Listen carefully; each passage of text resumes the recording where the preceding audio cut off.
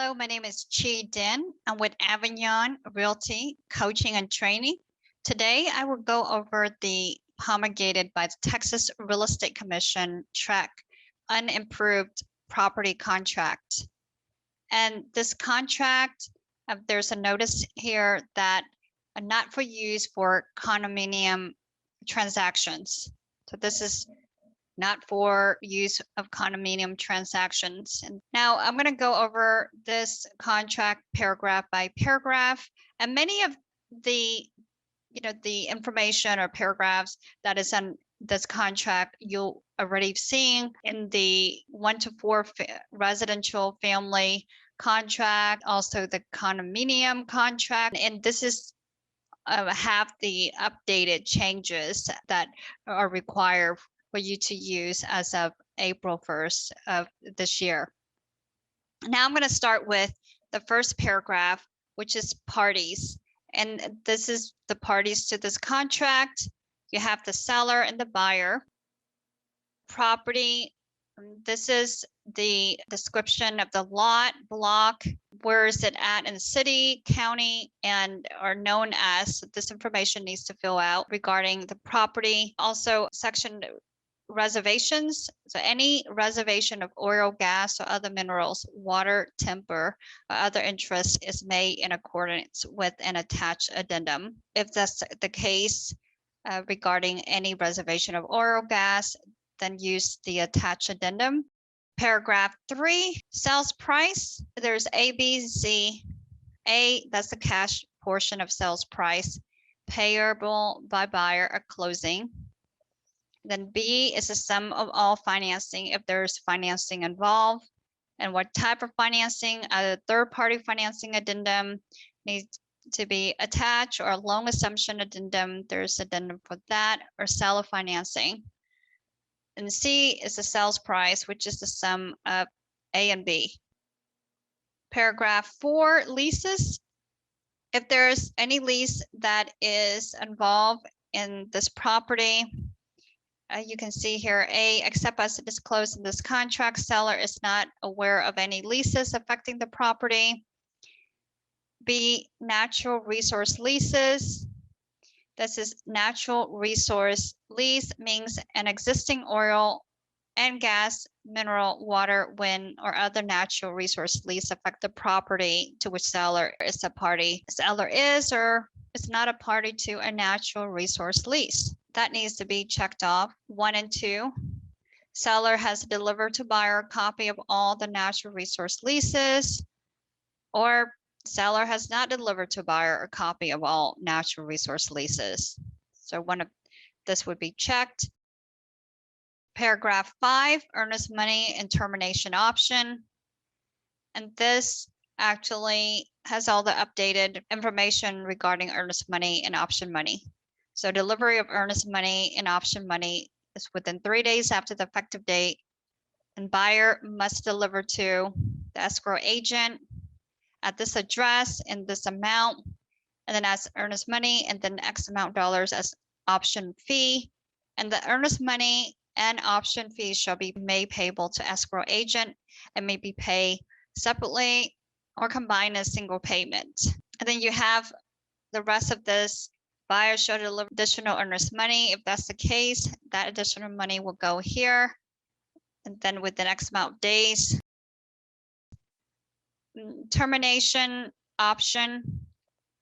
That's for a nominal consideration, the receipt of which seller acknowledges and buyer's agreement to pay the option fee within the time required. Seller grants buyer the unrestricted right to terminate this contract by giving notice of termination to seller within this amount of days after the effective date of this contract, just the option period.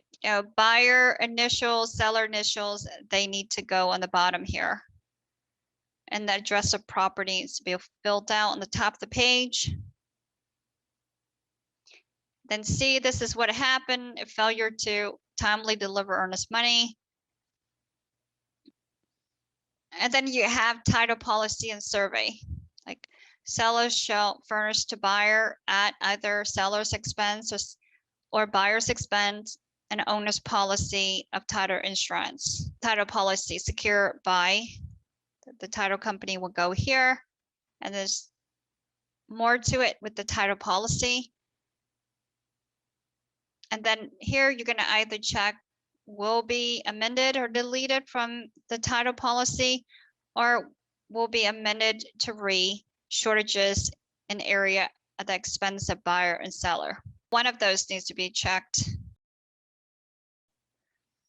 Then when you have the commitment of title, that is within 20 days after the title company receives a copy of this contract, seller shall furnish the buyer a commitment for the title insurance. Commitment and at buyer's expense, legible copies of restrictive covenants and documents evidencing exceptions in the commitment other than the standard printed exceptions.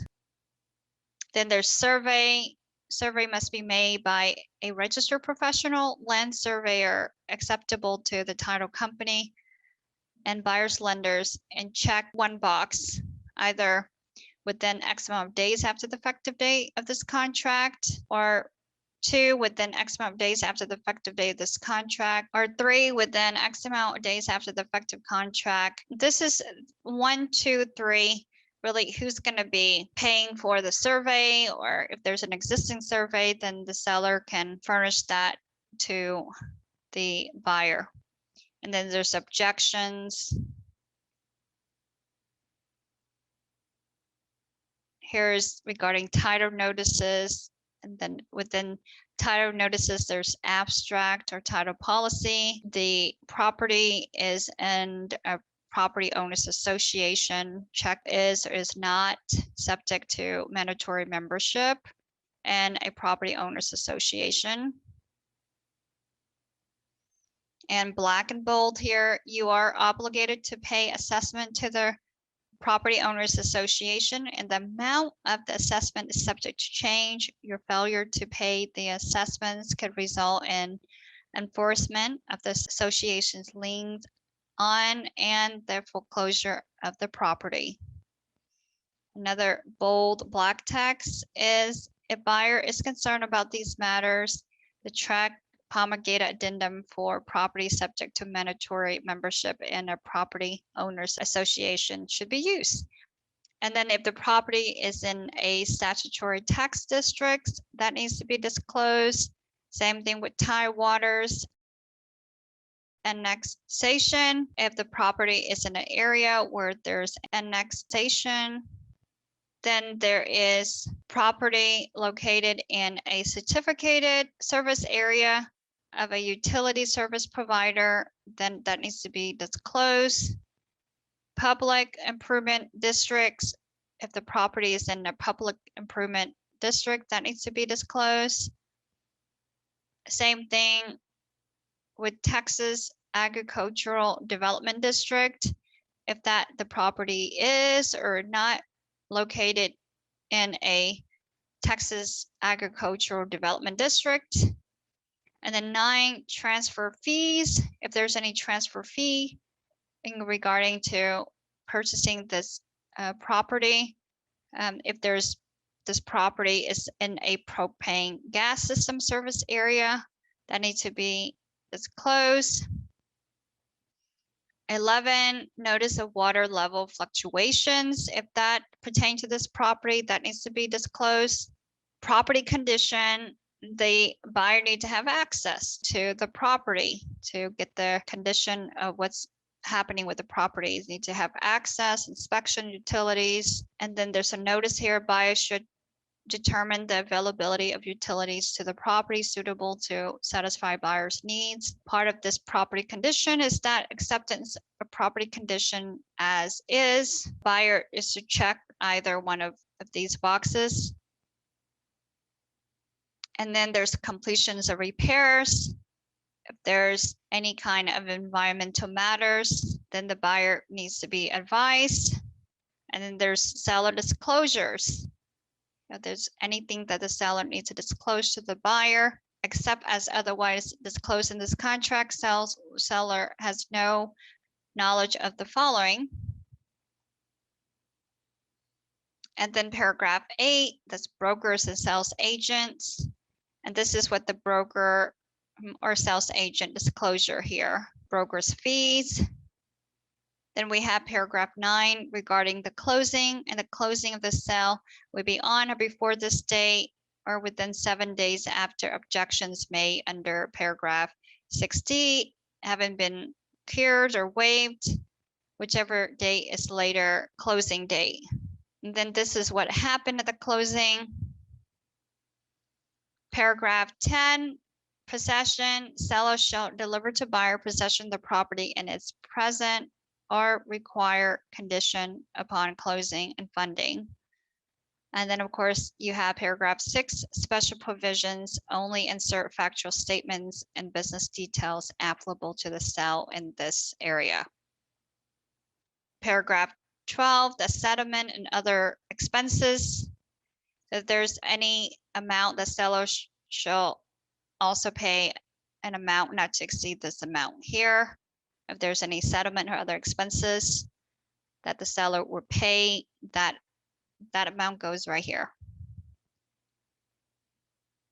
Then you have prorations and rollback taxes, what that looks like with prorations here, and then there's also rollback taxes.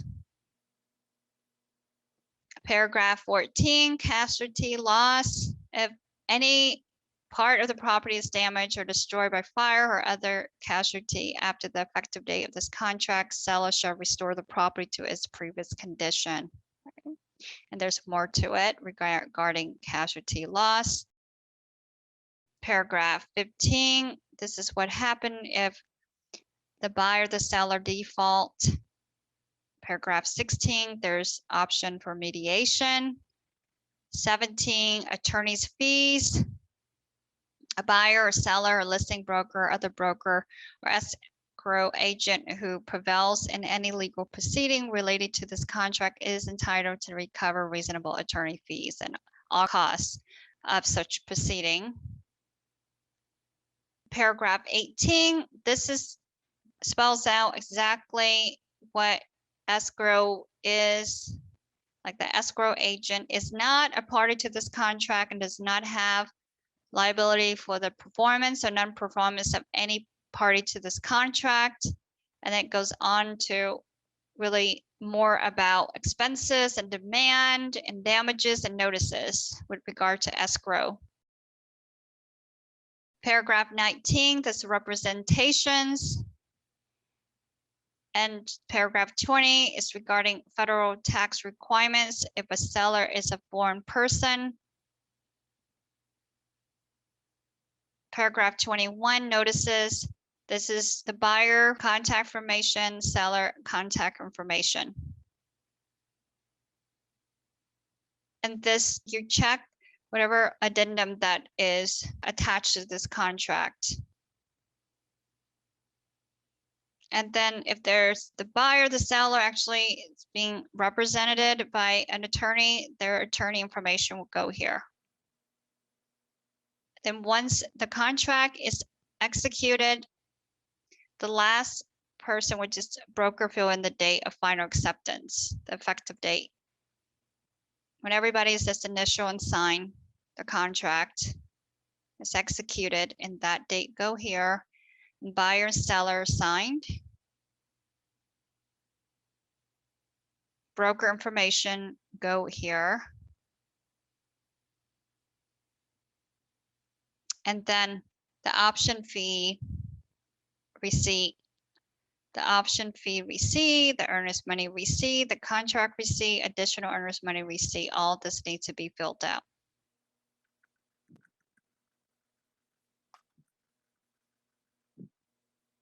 I have gone over this unimproved property contract, very quickly. It's just an overview. If you have any questions or any comment or anything unclear for you, I invite you to go to your mentor broker to get your questions answered, get anything that's unclear, clear up for you. Thank you.